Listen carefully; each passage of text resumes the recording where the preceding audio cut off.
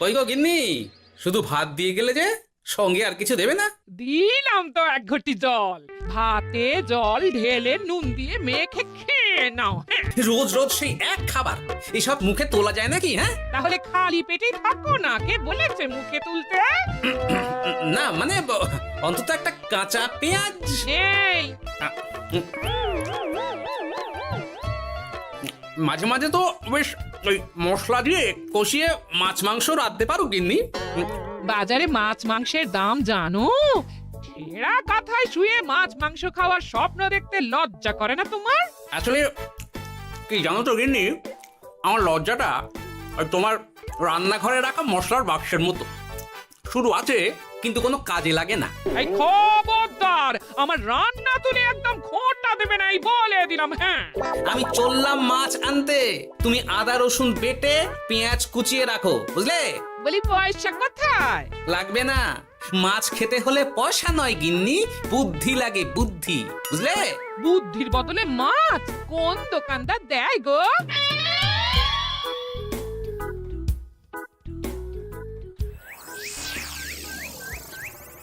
না না না না না, কিছুতেই বুঝে উঠতে পারছি না। এই নিন জাহাপনা, আপনার জন্য আম পোড়া শরবত এনেছি, খেয়ে নিন। ওরা কপাল আগে সামলাই, তারপর আম পোড়ার শরবত খাবো। সে কি জাহাপনা, আম তো আপনার প্রিয় ফল। তার চেয়েও প্রিয় ক্ষমতার লোভ। এদিকে কৃষ্ণনগর ঠিক যেন পাকা হিমসাগর, ওদিকে বর্ধমান যেন হৃষ্টপুষ্ট ফজলি, আর খাম্বাজ রাজ্য যেন লাল হলুদ গোলাপ ঘাস।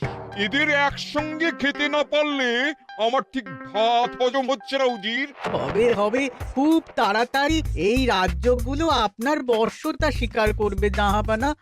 শুধু চাই সঠিক উপায়। কি উপায়? এদের সঙ্গে যুদ্ধে লড়ে আপনি সহজেই রাজ্যগুলো জিতে নিতে পারেন জাহাপনা, কিন্তু তাতে রাজ্যবাসীর ভালোবাসা পাবেন না। রাজ্যবাসীর ভালোবাসা পেতে হলে প্রমাণ করতে হবে তাদের রাজারা অপদার্থ। কি বলছো উজির? আমার তো কিছুই মাথায় ঢুকছে না। আপনি হলেন বাংলার নবাব, আর কথায় আছে না, মাছে ভাতে বাঙালি। বাঙালিকে না বুঝলে বাংলা জিতবেন কিভাবে? আসুন আসুন জাহাপানা, আসুন, আমি আপনাকে বাতলে দিই বাংলা জেতার উপায়। সাব্বাস উজির, তোমার বুদ্ধিটা ঠিক পাকা ল্যাংড়া আমের মতো, না মিষ্টি।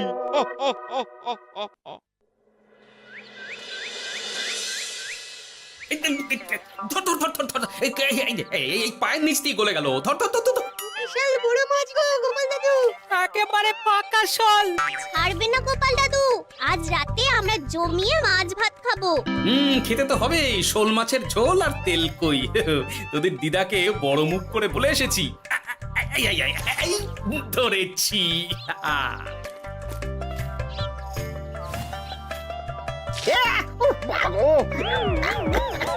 ছি ছি ছি ছি, কি দুর্গন্ধ! গোপালকে ছাড়বেন না মহারাজ, ও ইচ্ছে করে আমার মুখে কাদা ছুঁড়েছে। ঠাকুর বলেছেন মানুষ নিজের কর্মফল একদিন না একদিন ঠিক পাবে। মন্ত্রী মশাই যে এত তাড়াতাড়ি পেয়ে যাবেন ভাবতেই পারিনি। দেখেছেন মহারাজ, দেখেছেন? দোষ করে এখন আবার ধর্মের বাণী দিচ্ছে। তুমি রাজসভা কামাই করে এসব কি করছো গোপাল? যা সামান্য বেতন পাই সব পেঁয়াজ রসুন কিনতেই ফুরিয়ে যায় মহারাজ, তাই মাছটা নিজেই ধরে খাচ্ছি। হ্যাঁ, মহারাজ আপনার পায়ে পড়ি। থাক থাক, আর আমার পা ছুঁতে হবে না গোপাল। কেন মহারাজ? আমি তো মন থেকে আপনাকে সম্মান করি, বলুন। এ তো আচ্ছা জ্বালাতন। মুর্শিদাবাদের নবাব বাহাদুর আপনাকে একটি বিশেষ পত্র পাঠিয়েছেন, অনুগ্রহ করে গ্রহণ করুন।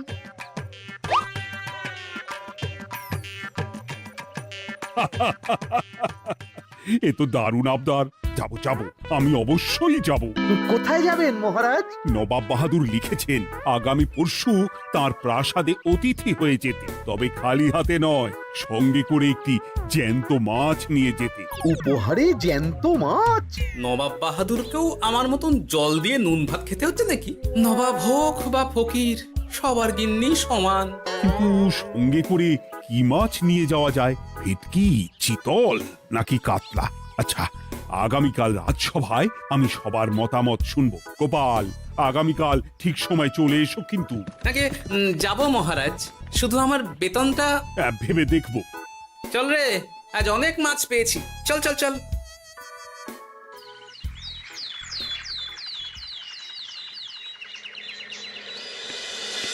কি মহারাজ, আপনাকে এত চিন্তিত দেখাচ্ছে কেন?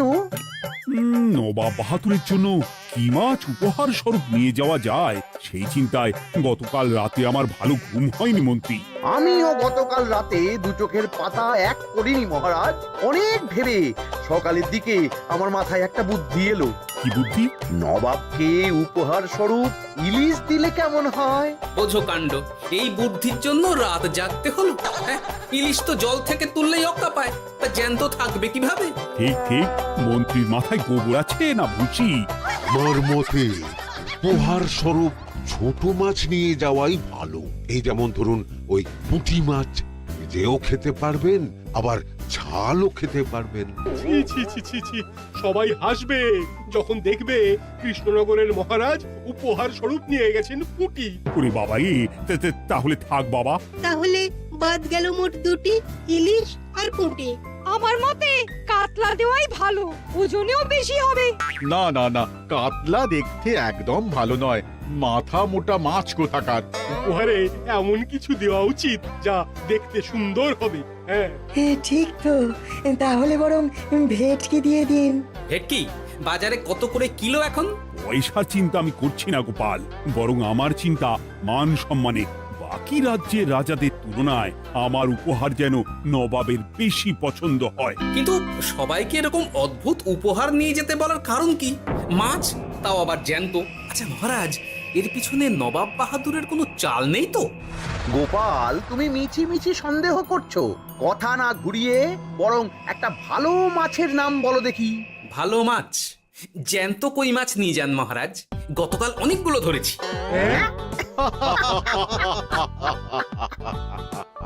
কি, এত ভালো ভালো মাছ থাকতে আমি শেষে কই মাছ নিয়ে যাব? তুমি সমাধান না দিয়ে উল্টে মজা করছো গোপাল। দূর হয়ে যাও, দূর হয়ে যাও আমার চোখের সামনে থেকে। আগে ভাড়ামো করার জন্যই তো মাস গেলে বেতন পাই মহারাজ। মানে কি বলতে চাইছো গোপাল? নবাব বাহাদুর কি চান সেটা আমরা সবাই জানি, তাই বলছি মাছের গর্তে হাত ঢোকানোর আগে পরীক্ষা করে নেওয়া উচিত ভেতরে সাপ আছে কিনা।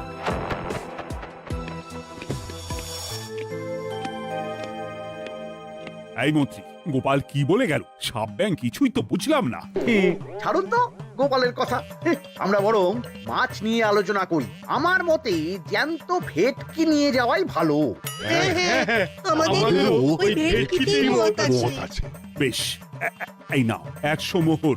বেছে বেছে সবচেয়ে বড় ভেটকিটা বাজার থেকে কিনে আনো মন্ত্রী। তারপর তাকে রূপোর গামলায় জল ঢেলে রাখো। আমি কাল ভোর ভোর মুর্শিদাবাদের উদ্দেশ্যে রওনা হব। কোনো চিন্তা করবেন না মহারাজ, কাজ হয়ে যাবে। যাওয়ার সময় চিঠিটাও সঙ্গে করে নিয়ে যেতে হবে, নবাবের হুকুম।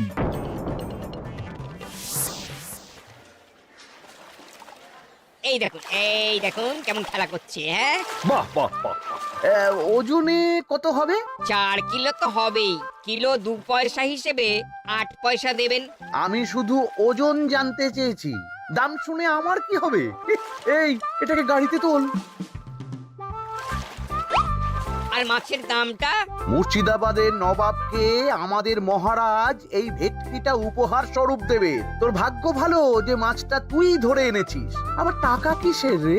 আয় রে আয় আয় আয় আয়, আমার কত ক্ষতি হয়ে গেল।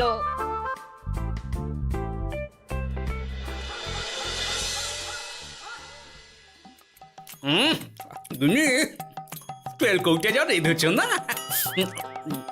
বলি বলি আর কটা মাছ আছে গো?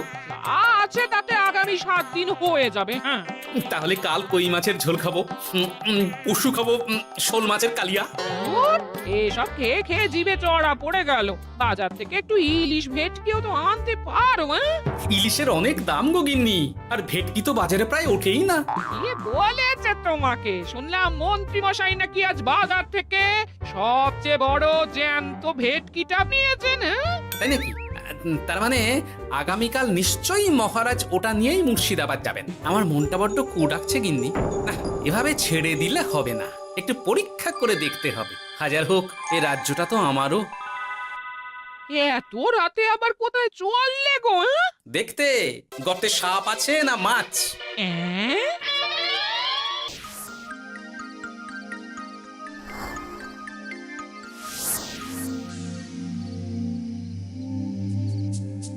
এ কি গোপাল, এত রাতে? সব ঠিকঠাক বুঝেছো তো? হ্যাঁ হ্যাঁ, তুমি কোনো চিন্তা করো না গো গোপাল দাদা। তাহলে কাল উত্তরের জঙ্গলে।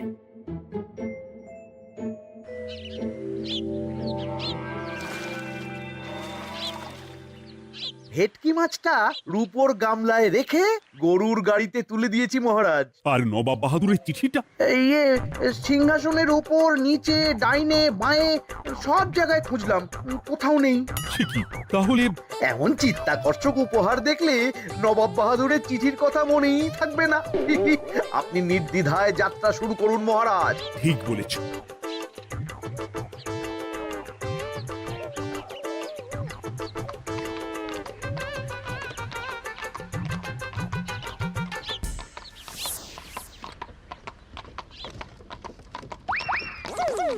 ওই তো মহারাজের রথ এসে গেছে। এই যা যা বলেছি মনে আছে তো? আছে গো আছে, ভেটকি মাছের পাতুরি আর ঝোল দুটোই রাঁধবো। হ্যাঁ, আমার ফিরতে কদিন দেরি হতে পারে, বেশি দেরি হলে তোমরা খেয়ে নিও, এবার লুকিয়ে পড়ো।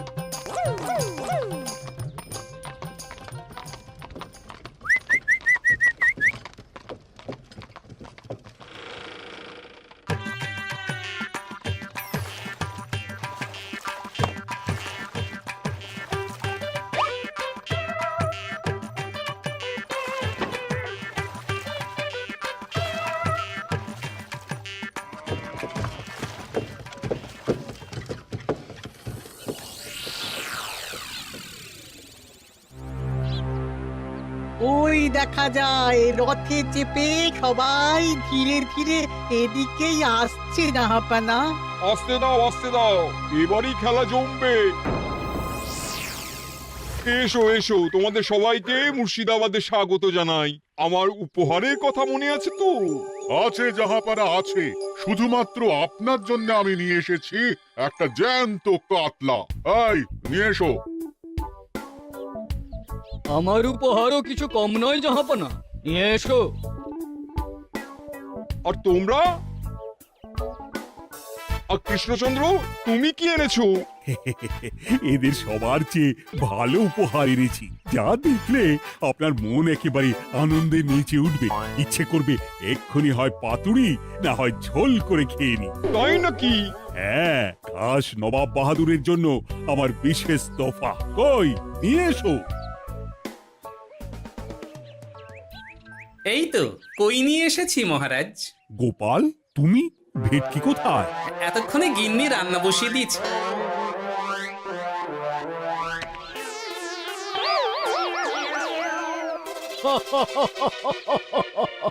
শেষে কিনা কই মাছ? আর কোনো মাছ খুঁজে পেলে না নাকি কৃষ্ণচন্দ্র? ছি ছি ছি, তোমার জন্য লজ্জায় আমার নাক কাটা গেল গোপাল। ফিরে গিয়ে আমি তোমার গর্দান নেব, এই বলে দিলাম। অনেক হয়েছে, এবার তোমরা সবাই আমার কথা মন দিয়ে শোনো। আমি তোমাদের সবাইকে একটা করে জ্যান্ত মাছ আনতে বলেছি, একটি বিশেষ কারণে। তার আগে সবাইকে আমি জিজ্ঞাসা করতে চাই, আপনারা সবাই নবাব বাহাদুরের পাঠানো চিঠিটা মন দিয়ে পড়েছিলেন তো? হ্যাঁ পড়েছি। হ্যাঁ হ্যাঁ হ্যাঁ, আমরাও পড়েছি। বেশ, তাহলে তো তোমরা এই আমন্ত্রণের কারণটা জানো। তোমাদের আনা মাছেদের আয়ু যতদিন, তোমাদের রাজ্যের আয়ুও ততদিন। মানে আপনাদের মধ্যে যার মাছ যেদিন মারা যাবে, জাহাপানা তার রাজ্যটা সেদিন নিয়ে নেবে। আর যতদিন না আপনাদের মাছ মরছে, ততদিন আপনারা এই প্রাসাদেই থাকবেন। হ্যাঁ, এইরকম কিছু তো চিঠিতে লেখা ছিল না। কে বলেছে ছিল না? ওই জন্যই তো আমি সঙ্গে করে চিঠিটা আনতে বলেছিলাম। এনেছো? হ্যাঁ হ্যাঁ, আমি এনেছি। এই যে এখানে তো কোথাও এরকম কিছু লেখা নেই। তোমরা হলে রাজা, রাজাদের সব সময় চোখ কান খোলা রেখে চলতে হয়। উজির, এই নাও।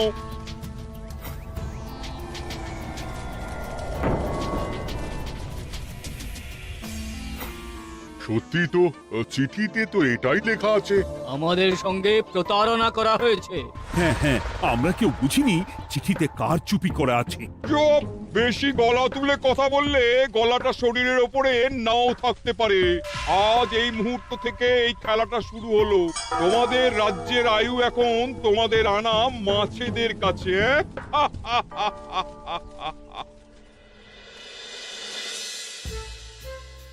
উজির, কার মাছের কি অবস্থা?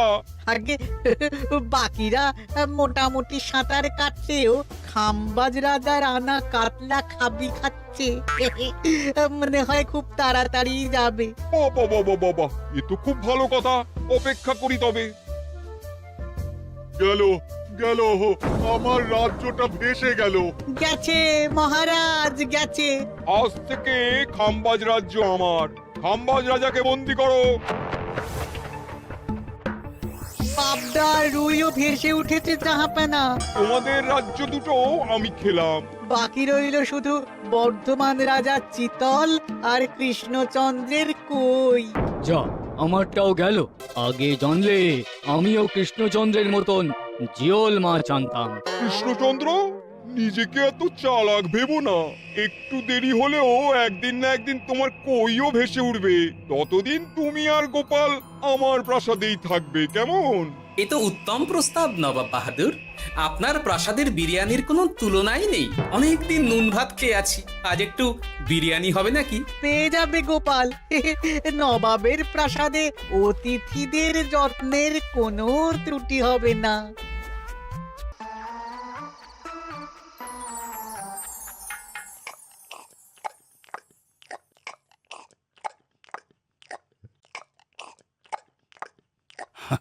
আমাকে ক্ষমা করে দিও গোপাল, আমি তোমাকে অনেক কথা শুনিয়েছি, কিন্তু এখন বুঝতে পারছি কেন তুমি ভেটকির বদলে কই মাছ এনেছো। আহ, বিরিয়ানিটা যে রেঁধেছে না, বুঝি ওই নবাবের বাবুর্চিকে কোনোভাবে কৃষ্ণনগরে ধরে নিয়ে যাওয়া যায় না মহারাজ? গোপাল, কোনো মাছই অমর নয়। একদিন তোমার আনা ওই কই মাছটাও মারা যাবে, আর সেদিন আমাদের কৃষ্ণনগর রাজ্যটা নবাবের হবে। আহ, মাছগুলো একেবারে ঝুড়ো ঝুড়ো, আর মাংসটা তুলোর মতন নরম। আহ, আমার কথা কি তোমার কানে যাচ্ছে? গোপালের চোখ কান সব সময় খোলা থাকে মহারাজ, আর তাই চিঠির কারচুপিটা ধরতে আমাকে বেশি বেগ পেতে হয়নি। কিন্তু কিভাবে বুঝলে গোপাল চিঠির রহস্যটা? কারণ আমি জানতাম নবাব বাহাদুর অনৈতিক কিছু করবেন না। গায়ের জোরে নয়, বুদ্ধি দিয়েই উনি বাজিমাত করবেন। অবশ্য এ ব্যাপারে আমাকে সাহায্য করেছে বিজ্ঞানী। একটা সাহায্য করতে পারবেন বিজ্ঞানী?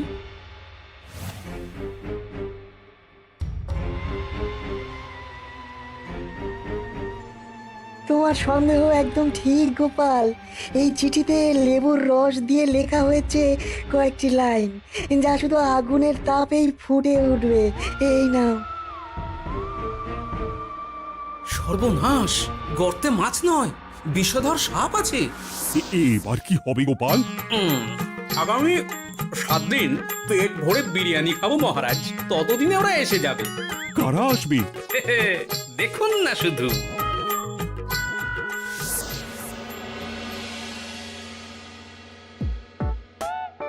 এই তোমার বুদ্ধি, দেখলে তো গোপাল এসে কেমন সবকিছুর উপরে জল ঢেলে দিল। মানে বুঝতে পারিনি যে ওরা ওরা চিঠির কারচুপি সব ধরে ফেলবে। কৃষ্ণচন্দ্রের কই মাছের কি খবর? সেটা কি এখনো জীবিত? আগে আমাদেরও একই প্রশ্ন নবাব বাহাদুর। এভাবে আর কদিন চলবে জানা নেই। কবে যে সব থেকে মুক্তি পাবো। দাঁড়ান জাহাপানা, আমি ছুটে গিয়ে দেখে আসছি মাছটা জীবিত আছে কিনা। তুমি বুনোল হলে আমিও বাঘা তেঁতুল। কৃষ্ণচন্দ্র, যতদিন না মাছটা মরছে তোমাকে আমি এখানেই আটকে রাখবো। সর্বনাশ হয়ে গেছে জাহাপানা, দেখবেন আসুন, দেখবেন আসুন। কি হয়েছেটা কি? চলুন না, নিজের চোখেই দেখবেন। সে কি, কই মাছ বাচ্চা দিয়েছে? এটার অপেক্ষাতেই তো ছিলাম। ওরা এসে গেছে মহারাজ, এবার আপনার রাজ্য সুরক্ষিত। মানে নবাব বাহাদুরের কথা অনুযায়ী মাছ মারা গেলে রাজ্য ছাড়তে হবে। এমনিতেই কই মাছের জান শক্ত, এরাও বড় হবে, বাচ্চা দেবে। এইভাবে কই মাছের গুষ্টি মরে শেষ হতে হতে নবাব বাহাদুর আর বেঁচে থাকবেন না। হ্যাঁ নয়, হ্যাঁ। বেছে বেছে ঠিক মা কই মাছটাকে নিয়ে এলে, এবার রাজ্যে ফিরি। কি লাভ, সেই তো নুন ভাত খেয়েই থাকতে হবে। না, আমি তোমার বেতন 10 গুণ বাড়িয়ে দেব, আর যাওয়ার সময় নবাবের বাবুর্চিকেও ধরে নিয়ে যাব।